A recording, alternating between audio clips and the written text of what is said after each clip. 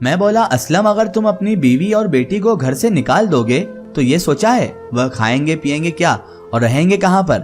انہیں اپنے گزارے کے لیے کچھ نہ کچھ تو کرنا ہی پڑے گا نا۔ پھر تم نے اپنی بیوی کو طلاق تک دے دی، طلاق نہ دی ہوتی تو تم دوسری شادی کر بھی لیتے، کسی کو اعتراض نہیں ہونا تھا۔ اسلم بولا کمال خود سوچو، میں غریب اور مجبور عورت سے شادی کر لوں تو اس میں حرج کیا ہے؟ نرگس بی بی نے ساری زندگی اپنے بھائیوں کے ٹکڑوں پر گزار دی ہے۔ میں نے اسے شادی کی آفر کی تو وہ بے انتہا خوش ہوئی۔ اس نے مجھ سے فرمائش کی کہ وہ میری آبائی حویلی میں رہنا چاہتی ہے۔ میں نے یہ بات شبو کی ماں سے کی کہ تم نے اپنی ساری زندگی اس حویلی میں گزار دی ہے، اب میں تمہیں ایک اور مکان تحفے میں لکھ دیتا ہوں۔ مگر وہ ہتے سے اکھڑ گئی اور میری جوان جہان بیٹی کے سامنے میری کردار کشی کرنے لگی کہ دیکھو شبو تمہارا باپ بڑھاپے میں عشق لڑا رہا ہے۔ تب میں نے غصے میں ایک طلاق دے دی تھی۔ ابھی ہماری شرعی طلاق نہیں ہوئی ہے، شرعی طور پر ہم طلاق شدہ نہیں ہیں۔ میں اسے اپنے گھر واپس لانے کا ارادہ رکھتا ہوں۔ اب کہو کمال کس کا قصور ہے؟ میں چونک گیا اور بولا کیا کہا تم نے کہ نرگس بی بی ایک غریب عورت ہے؟ وہ بولا ہاں جی، اس کے بھائی تو میرے مزارے کے ملازم ہیں۔ میں چونک گیا تھا، مجھے دال میں کچھ کالا لگا تھا، لیکن میں اس وقت کچھ نہ بولا اور چپ ہی رہا۔ اگلے دن جب میں اپنے ڈیرے پر بیٹھا تھا میرے پاس وہی دبلا پتلا سا لڑکا آیا تھا۔ وہ بولا چودھری صاحب آپ مجھے پہچان تو گئے ہوں گے۔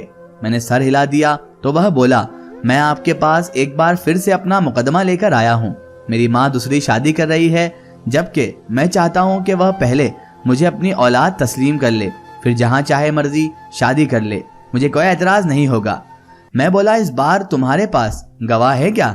وہ مسکرا کر بولا 5000 میں 5 گواہ خرید سکتا ہوں، مگر میں 2 نمبر کام نہیں کرنا چاہتا۔ سچ بات یہ ہے کہ میرے پاس کوئی گواہ نہیں ہے، لیکن میں چاہتا ہوں کہ آپ خود کچھ تدبیر کر کے سچ معلوم کریں۔ وہ لڑکا بولا میں کل آپ سے فیصلہ کروانے آؤں گا، جبکہ میں تو اپنا سر دونوں ہاتھوں میں تھام کر رہ گیا تھا۔ میں نے خود کو بہت بے بس محسوس کیا تھا۔ میں بولا یا اللہ اس مشکل وقت میں میری مدد فرما۔ میں نہیں چاہتا کہ ایک ایسے لڑکے کے ساتھ زیادتی کر بیٹھوں جس کا باپ ہماری ہی زمینوں کی حفاظت کرتے ہوئے شہید ہو گیا تھا، لیکن میں یہ بھی تو نہیں چاہتا کہ اسماعیل کے باپ کی نیکی کی وجہ سے میں اس عورت کے ساتھ کوئی ظلم کر بیٹھوں۔ میں اٹھ کر اپنے گھر چلا گیا تھا۔ میں اپنی والدہ کے پاس بیٹھ گیا اور بولا کہ مجھے نبیوں کے قصے سنائے۔ میری والدہ یہ سن کر بے انتہا خوش ہو گئی تھی۔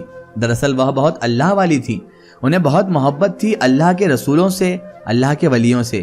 امی یکے بعد دیگرے مجھے خوبصورت واقعے سناتی رہی تھی۔ میں امی سے یہ واقعے اس لیے سن رہا تھا کہ ان کے معاملات زندگی سے کچھ فہم حاصل کر سکوں۔ میں یوں ہی لیٹے لیٹے سو گیا تھا۔ اگلا دن بہت کٹھن تھا۔ مجھے علم تھا کہ آج میں ایک بہت اہم فیصلہ کرنے جا رہا ہوں۔ اس فکر میں مجھ سے ناشتہ بھی نہیں کیا گیا تھا۔ میں اپنے ڈیرے پر پہنچا تو وہاں پر اسماعیل پہلے سے موجود تھا۔ میں نے اسے بیٹھنے کو کہا، وہ چپ چاپ بیٹھ گیا۔ پھر میں نے اپنے ملازم کو نرگس بی بی کے پیچھے اور چودھری اسلم کے پیچھے بھیج دیے تھے۔ پہلے نرگس بی بی پہنچی تھی، پھر چودھری اسلم آئل آ گیا تھا۔ وہ دونوں ایک دوسرے کو دیکھ کر شدید پریشان ہو چکے تھے۔ نرگس بی بی بولی کہ آپ نے جب فیصلہ میرے حق میں دے دیا تھا تو پھر مجھے آج پھر کیوں بلایا ہے آپ نے؟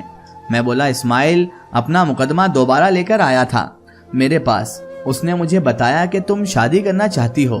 اسماعیل چاہتا ہے کہ پہلے تم اسے اپنا بیٹا تسلیم کر لو، پھر شادی کرنا جہاں کرنا ہے تمہیں۔ چودھری اسلم حیران ہوا اور بولا یہ کیا ماجرا ہے؟ نرگس بی بی بے حد پریشان ہو گئی تھی۔ میں نے سارا قصہ اس کی گوش گزار کر دیا تھا۔ نرگس بی بی کا بھائی بولا سرپنچ صاحب آج یہ قصہ ختم کر دیں، ہم سے نہیں روز روز ڈیروں کے چکر لگائے جاتے۔ میں بولا تم بے فکر رہو، بس تم مجھے اتنا بتاؤ کہ آج میں جو بھی فیصلہ کروں گا کیا وہ تمہیں قبول ہوگا؟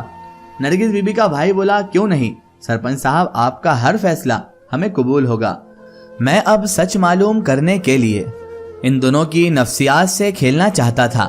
میں دیکھنا چاہتا تھا کہ اب نرگس بی بی کیا کہیں گی۔ میں اسماعیل کی جانب متوجہ ہوا اور بولا آج تم میرے کہنے پر مان لو کہ یہ عورت تمہاری ماں نہیں ہے۔ اسماعیل بولا سرپنچ صاحب یہ کیسے؟ میں نے اس کی بات کاٹ دی اور بولا تم دونوں مجھ پر بھروسہ کرو، آج انصاف مل کر ہی رہے گا۔ تم کہہ دو کہ یہ عورت تمہاری ماں نہیں ہے۔ اسماعیل کی آنکھوں میں آنسو آ گئے مگر بولا میں اعتراف کرتا ہوں کہ یہ عورت میری ماں نہیں ہے۔ میں نرگس کے بھائی سے بولا تم اپنی بہن کے ولی ہو، تم یہاں کہو تو اپنا فیصلہ سناؤ۔ وہ میرے آگے جھک گیا اور بولا جی ضرور سنائیں۔ میں بولا میں نرگس بی بی اور اسماعیل کا نکاح کرنا چاہتا ہوں تاکہ ان دونوں کا جو بھی جھگڑا ہے وہ ختم ہو جائے۔ میں نے اسلم کو آنکھ سے اشارہ کر دیا تھا اور بولا تمہیں تو کوئی اعتراض نہیں ہے؟ وہ بولا بالکل بھی نہیں۔ میں نے اپنے ملازم کو بھیج کر مولوی صاحب کو بلوایا تھا۔ اب دونوں کو چپ لگی ہوئی تھی۔ میں اسماعیل سے بولا کہ کل صبح تم میرے پاس اس حالت میں آنا کہ تم دونوں میاں بیوی خلوص کے لمحات گزار چکے ہو، تب مجھے علم ہوگا کہ یہ مسئلہ میں نے جڑ سے ہی اکھاڑ دیا ہے۔ میں نے مولوی صاحب سے کہا کہ نکاح پڑھانا شروع کریں۔ مولوی صاحب نے جیسے ہی بسم اللہ پڑھنی شروع کی، نرگس بیوی میرے قدموں میں گر پڑی۔ وہ بولی خدارا مجھے اس گناہ کبیرہ سے بچا لیں، یہ لڑکا سچ کہہ رہا ہے، میں ہی اس کی ماں ہوں۔ دراصل میں اس کے باپ کے ساتھ شادی نہیں کرنا چاہتی تھی کیونکہ وہ آپ لوگوں کی کنیز کا بیٹا تھا۔ میں نہیں چاہتی تھی کہ میں ایک غلام سے شادی کر کے ایک غلام اور نوکرانیاں پیدا کروں۔ میرے والدین کا انتقال ہو چکا تھا، میں رہتی اپنے بھائیوں کے ساتھ تھی۔ میں نے 100 بار اس شادی سے انکار بھی کر دیا مگر انہوں نے اپنی منمانی کی اور میری شادی جان بوجھ کر اس کے باپ کے ساتھ کر دی۔ میری شادی تو کر دی لیکن میں خوش بالکل بھی نہیں تھی۔ پھر ایک دن میرا شوہر قتل ہو گیا تو میں میرے بیٹے کو یعنی اس لڑکے کو اس کے ددیال چھوڑ کر یہاں بھاگ آئی تھی کیونکہ مجھے امید تھی کہ میری شادی کسی اچھے اسلوب سے ضرور ہوگی مگر ایسا ہو نہ سکا۔ اب کہیں جا کر مجھے اچھا رشتہ ملا تھا مگر یہاں بھی اس نے مجھے نہیں چھوڑا، میرے پیچھے چلا آیا۔ فیصلہ سب کے سامنے آ چکا تھا۔ چودھری اسلم بولا میں تو اب تم سے شادی نہیں کروں گا، ہرگز نہیں۔ نرگس بی بی جو عورت اپنی اولاد کو اپنانے سے انکار کر سکتی ہے پھر وہ بہت کچھ کر سکتی ہے۔ نرگس بولی اب میں بھی شادی نہیں کرنا چاہتی۔ اسماعیل بولا ماں میرے ساتھ چلو، تمہیں اپنے محل کی ملکہ بنا کر رکھوں گا۔ فیصلہ اسماعیل کے حق میں ہو گیا۔ وہ میرا انتہائی شکر گزار تھا۔ وہ اپنی ماں کو اپنے ساتھ لے گیا تھا۔ چودھری اسلم اپنی بیوی اور بیٹی سے معافی مانگ کر انہیں اپنے ساتھ گھر واپس لے آیا تھا۔ میں نے امی کو یہ واقعہ سنایا تو انہوں نے میرا ماتھا چوم کر مجھے ڈھیروں دعائیں دی۔ پھر میں نے امی کو کہہ کر چودھری اسلم کی بیٹی شبو کا ہاتھ مانگ لیا تھا۔ آج میری شادی ہے اور میں بے انتہا خوش ہوں کیونکہ میں نے وہ فیصلہ حق کے ساتھ کیا اور فیصلہ صحیح کیا تاکہ سب کی زندگی سدھر جائے، اور ہوا بھی ایسا۔ اسماعیل کو اس کی ماں مل گئی، چودھری اسلم کو اس کا پریوار مل گیا اور مجھے شبو کی صورت میں ایک خوبصورت بیوی مل گئی جس نے میری زندگی سنوار دی۔